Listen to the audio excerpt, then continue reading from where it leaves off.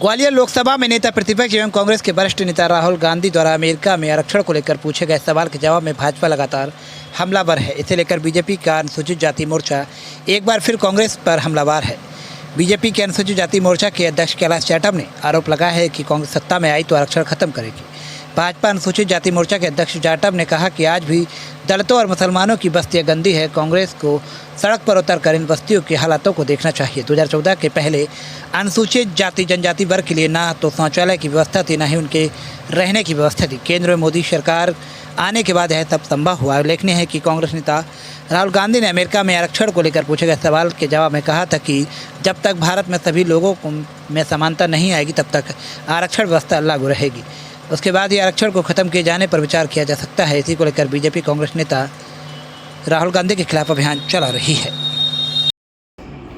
पूरे देश भर में प्रेस वार्ता रखी थी और आज उसी क्रम में मध्य प्रदेश, लेकिन ग्वालियर महत्वपूर्ण इसीलिए हो जाता है कि लोग बोलते हैं कि हम राजनीति करते हैं आरक्षण को लेके के बाद में इसका राजनीतिक लाभ लेना चाहते हैं।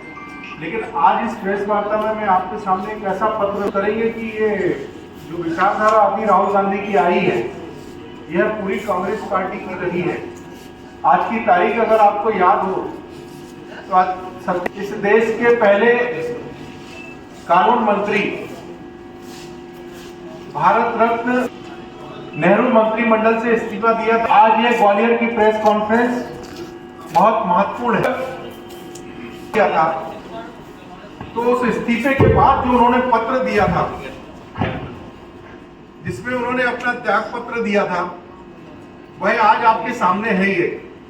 ये मैंने नहीं लिखा है, ये 27 सितंबर 1951 को बाबा साहब भीमराव अंबेडकर जी ने इसे लिखा गया है आपको।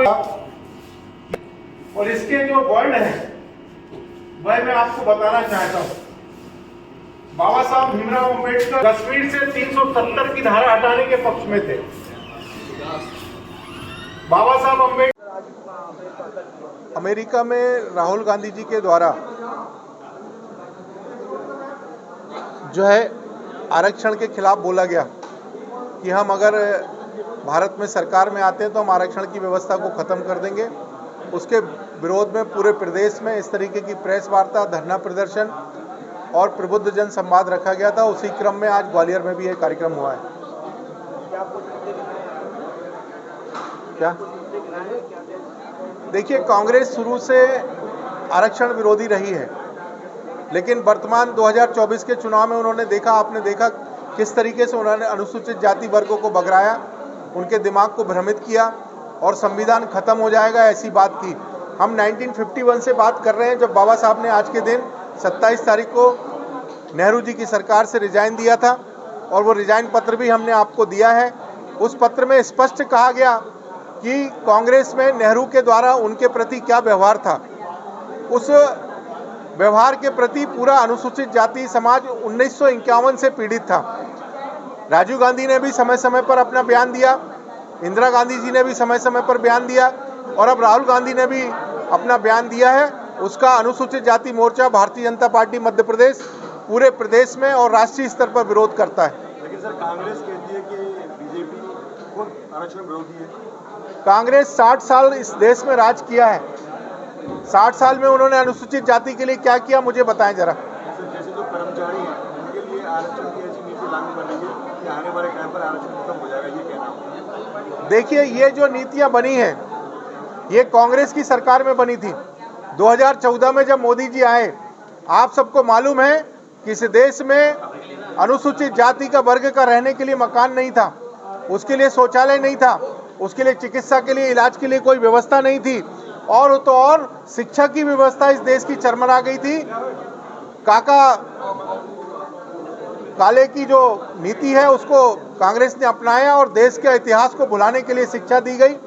आप सबके पत्रकार बंधुओं के माध्यम से मैं ये कहना चाहूँगा कि कांग्रेस ने बरहमेश दोगली राजनीति करी और इस समाज के साथ गद्दारी की।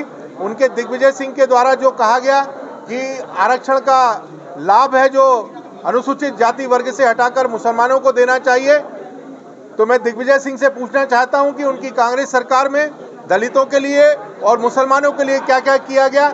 आज भी दलितों की बस्तियां गंदी हैं, आज भी मुसलमानों की बस्तियां गंदी हैं। एक बार जाके कांग्रेस देखे, उन्होंने सिर्फ मतदान लेने का काम किया, कभी इन दोनों समूहों का विकास नहीं किया। लेकिन सरकार तो सर आज बीजेपी की है ना। सरकार की बीजेपी की सरकार है, तो आप जाके अनुसूचित जाति वर्ग से पूछिए किस तरीके के लाभ उनको मिल रहे हैं। आज नौकरियां उनको मिल रही हैं, प्राइवेट सेक्टर में भी हम आरक्षण देने की कोशिश कर रहे हैं। हमारी सरकार ने 2014 में आने के बाद जो ब्लॉक पड़ा हुआ था, उस ब्लॉक के खिलाफ में जाके सुप्रीम कोर्ट में खुद अपील की है और अभी आने वाले 2-3 महीने में शायद उसका डिसीजन भी आ जाएगा और ये हमारे लिए बहुत बड़ी खुशखबरी होगी।